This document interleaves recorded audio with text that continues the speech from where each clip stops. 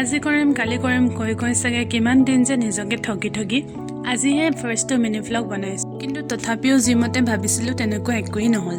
ঠিকেই আছে বাৰু, যি হৈ আছে তাকে লৈ ভিডিঅ'টো ষ্টাৰ্ট কৰিলোঁ। কিয়নো আৰু এদিন পিছপৰা মানে এটা সপ্তাহ, এটা মাহ আৰু তেনেকৈ এটা বছৰে পাৰ হৈ যায় আৰু কোনো কামেই কৰা নহয়।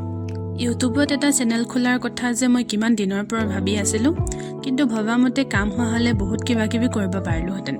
গতিকে নমস্কাৰ সকলোকে মোৰ প্ৰথমটো মিনি ভ্লগলৈ। ৰাতিপুৱাই কৰিবলগীয়া সকলো কাম কৰি গা পা ধুই ভাত পানী খাই মা আৰু মই ওলালোঁ ভকত মাতিবলৈ। ভকত কিয়? কাৰণ অহা শনিবাৰে আমাৰ ককা আইতাৰ বছৰেকীয়াৰ লগতে 9 সাঁজ খোৱাৰ নিয়ম।